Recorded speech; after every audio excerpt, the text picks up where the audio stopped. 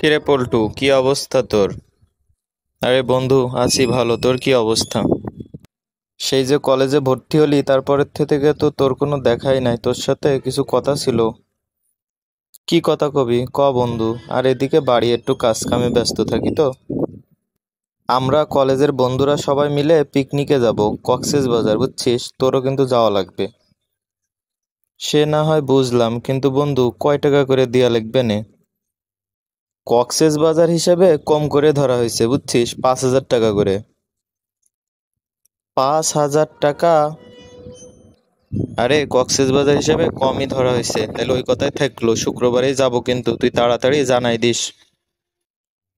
আমি যে বন্ধুর কলাম, আমি যে পিকনিকে যাবা না, এদিকে আমার পরিবারের যে অবস্থা, কি যে হইবে না আল্লাহ জানে। যাই আব্বার কাছে।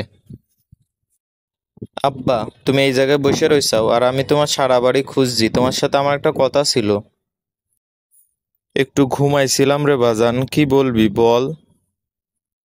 আব্বা, আমার বন্ধুরা সবাই মিলে কক্সবাজার পিকনিকে যাচ্ছে।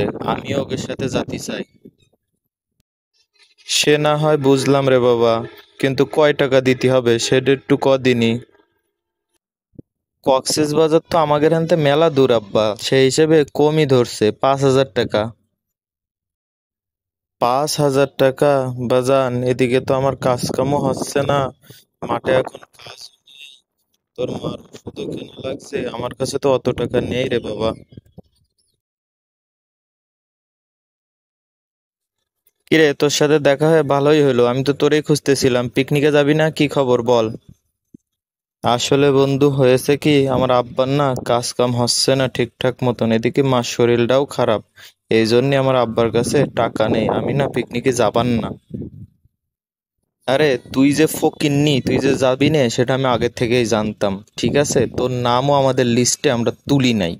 তুই কোনোদিনও কোথাও যাইতে পারবি না, তোর জীবনে কোনো শখ আহ্লাদ নাই, বুঝছিস? শোন বন্ধু, আমরা মধ্যবিত্ত ফ্যামিলির সন্তান, আমাদের সবকিছু মানায় নিতে হয়। তোদের বাপেদের মতো অত বিলাসিতা বা অত টাকা পয়সা আমাদের বাপের নাই। কিন্তু আমাদের বাবা মা সবসময় আমাদেরকে খুব যত্ন করে আগলায় রাখে, আর তাদের সর্বোচ্চ চেষ্টা করে আমাদেরকে তাদের বেস্টটা দেওয়ার জন্য। এতে আমি অনেক খুশি। ঠিক আছে, তোরাই পিকনিকে যা।